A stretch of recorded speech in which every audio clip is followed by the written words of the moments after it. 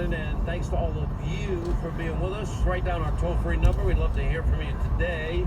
800-941-SEAN if you want to be a part of the program. There are three big issues we got to deal with today. One is how do we deal with Russian aggression that is escalating, and our military leaders have been saying it's been escalating now for some time. And by the way, China aggression has been escalating for some time as well. Remember, Nancy Pelosi was going to go to Taiwan, and they, threatened to down the plane. There's something that is unfolding that is extraordinarily dangerous for this country and really for the free world. It's way bigger than us. And a lot of it now is rooted in, people want to focus on the Ukrainian part of, Russia's hostility towards us. Trust me, the territorial ambitions of Putin, in my mind, go way beyond the Donbass region where there's more Russian nationals than people loyal to Ukraine. That could be an argument, part of a negotiation. Would I like a negotiated settlement, like this to go away, snap my fingers, wish it away? I'd love that. I'd like peace in the Middle East too. I want that to go away. When you raise kids and you teach them to kill Jews and hate Jews, it's going to be a little difficult. It's kind of becomes generation to generation. These are very, very complicated issues that are unfolding here, and a lot of it is complicated because we have a president that is weak and frail and cognitively compromised. And I said this many, many times in the past, and now we're seeing the consequences of what I observed very early on that others wouldn't say out loud, but could see as well. And that is that our enemies are seeing this. They study our presidents daily. They have intel that we wouldn't even imagine that they possibly can have. And God only knows what dossiers Russia and China, for example, might have on the Biden family, considering all the business dealings that we're going to find out a lot more about hopefully soon from the House Government Reform and Oversight Committee. So we have this incident in the sky with our drone, and the first instinct is to say it was probably, and the administration says it was probably unintentional, probably the result of some profound incompetence on the part of one of these Russian pilots. One pilot friend did say that it was a really rare and even dangerous maneuver that they made. Okay, I'll take that at face value. But do you really believe it was an accident and incompetent when they dumped fuel on the drone not once but twice? Was that really an accident? Do you believe that? This little itty bitty drone in the sky. Do you believe that was an accident? Because if you do, you're nuts. Your brain cells aren't working properly. But that's what they told us. They finally now have released the video, and we'll show you on Hannity tonight, of the moment when the Russian fighter jet collided with the drone. It just clipped it. And NBC News echoing what I've been telling you, that Russian leadership approved of all of these aggressive actions of jets that damaged our drone. Didn't damage it, it destroyed it. What's really frustrating is now Russian ships have been spotted in the Black Sea near the drone crash site. And back to my other point though, there have been assessments. Putin has made this assessment. President Xi has made the assessment. The mullahs in Iran have made the assessment. The Kim Jong-un has made the assessment that America has a cognitive mess of a president who is weak and frail and indecisive, and a president that really doesn't know what the hell he's doing. It was Bob Gates that said on every single foreign policy issue, Joe Biden has been on the wrong side of it his entire career. This is way above his head. He does not know what to do. Now, weakness, we know, incurs aggression. Peace through strength is not a cliche. It is not a platitude. It is a philosophy that the only thing that the world's worst actors and dictators understand is strength. That's why Ronald Reagan, when he first became president, he pointed out that we had deteriorated our military to such an extent, he called it a gap of vulnerability created by Jimmy Carter and other presidents even before him, and that we were way too vulnerable. So Reagan started what was at the time, and then Trump did it in his term, the biggest military buildup in the modern era. And, we even at that point had a 600-ship Navy. I think we have half of that now. You might remember in April of 1986, Reagan ordered the strike on Tripoli and Benghazi retaliation for a number of attacks from Libya, including on a U.S. aircraft and the West Berlin nightclub bombing. One serviceman died and 50 were injured in that bombing. So what did Reagan do? With pinpoint accuracy, he nailed Gaddafi's 2 sons and killed his 15-month-old daughter. Now, what do you think Gaddafi's thinking? The next missile's coming for me. And you don't hear from Gaddafi anymore. That's peace through strength. Now, what is Joe Biden? What has happened since the China spy balloon incident? Nothing.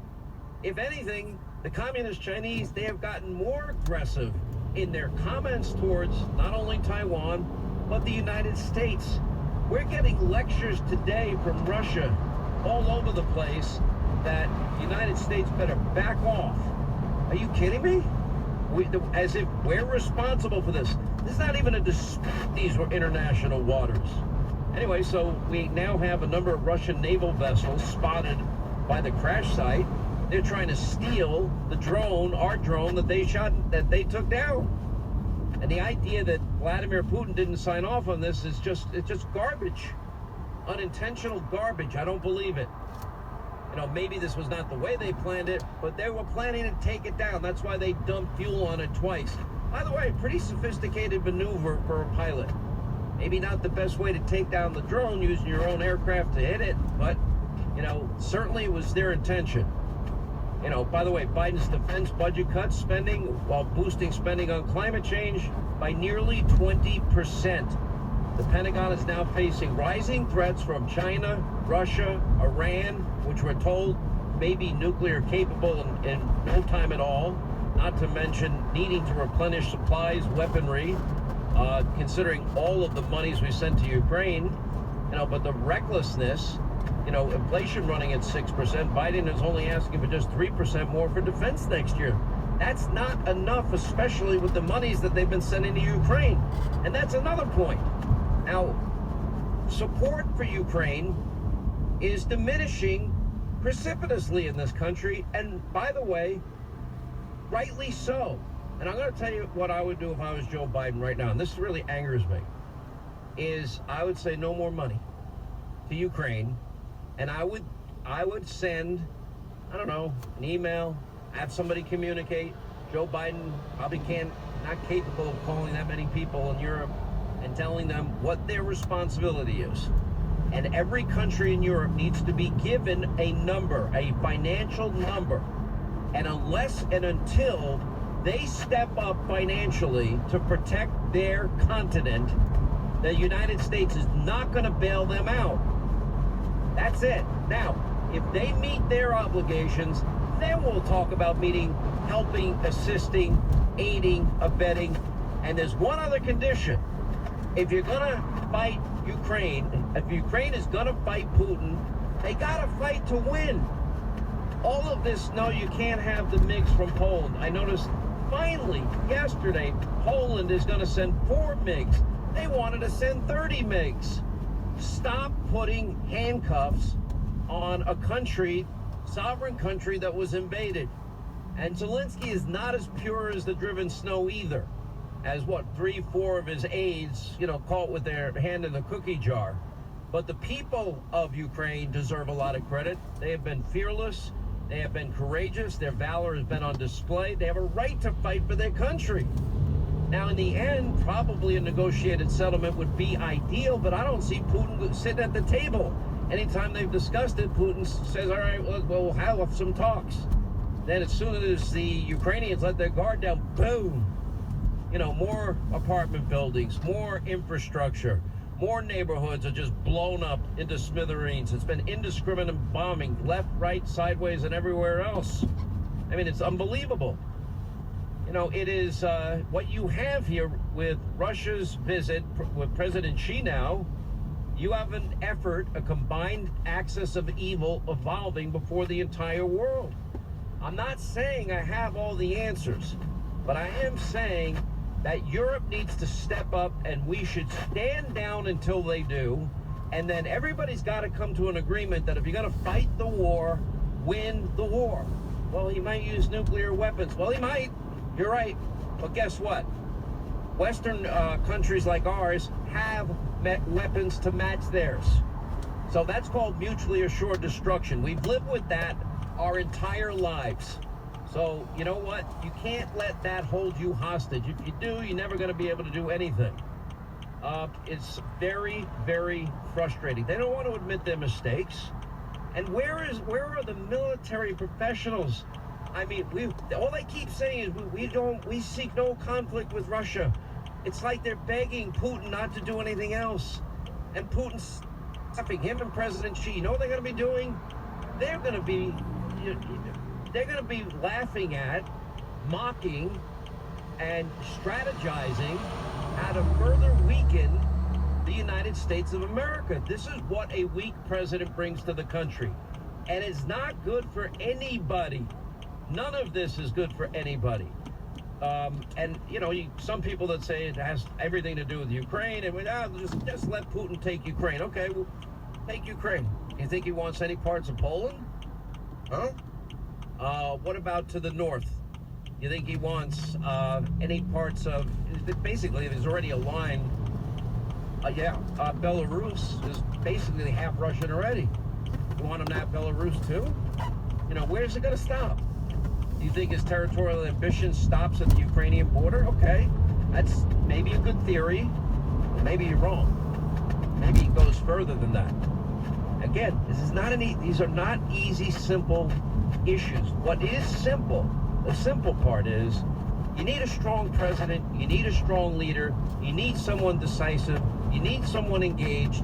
Right now, all of our best and brightest military people, retired and other, need to be sitting in the Situation Room and coming up with a plan, because now they're telling us, you know, this Russian aggression has been going on for some time. They just haven't been telling us about it. We've watched and witnessed Chinese aggression, and that's been escalating, and they're not doing anything about it. But we better get our arms, wrap our minds, and get the best and brightest we have militarily around this, or this thing is going to spiral out of control in ways we can't predict today. And it's all rooted in the fact, and our hands are tied in the fact that we have a frail, weak, cognitive mess of a president. I know, that other guy, he put out mean tweets, and he says bad things about the media. It was so awful. I'll take that guy. They feared him. They were afraid of him. They weren't sending spy balloons into the U.S. under Trump. They weren't shooting down drones under Trump. And when Iran attacked our bases in Syria and our men in Syria, they took out Soleimani. And then they wiped out the caliphate. And that's how you should fight a war. If you fight it to win it. The caliphate grew under Biden, Obama, and it got destroyed under Trump. And now the caliphate's on the move again. Shocking. It's so frustrating. By the way, I'll tell you what's even more frustrating. Janet Yellen today. Oh my gosh. You know, Trump warned she shouldn't be, involved in anything as it relates to money. And he was right. We have that cut. We'll play it for you. We'll play Janet Yellen at these hearings too. We'll get to all of this today. A lot of news. By the way, I'm worried about the border. I'm worried about energy. I'm worried about China, Iran, North Korea, Russia. I'm worried about what's going on in Ukraine. I'm worried about our borders and our energy crisis, self-inflicted. We've got a lot of problems here in this country. These are very, very volatile, unpredictable times we're living in. Look, if you're in the market for a new firearm, I love this company. I really love them. They're amazing. Henry Repeating Arms. Every Henry is made in the U.S. or not made at all. Every Henry has a lifetime satisfaction guarantee. Every Henry I have was accurate right out of the box. They got an incredible rifle. I just got it myself. The U.S. Survival Rifle. You're going to love this. It's light, easy to transport. You can take it apart, put it back together in seconds when you need to. The parts fit right into its stock, so it's easy to stow in your car or truck. Now it's compact, so you can carry it everywhere. It's only 3.5 pounds, 16 inches when disassembled.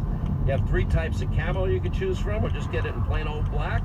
And it's very affordable, depending on the finish you like, between $250 and $400. You can watch some of the videos when you go to henryusa.com. Just go /survival to see the U.S. Survival Rifle, or just go to henryusa.com. Make sure you get your free catalog, free decals, and a list of dealers where you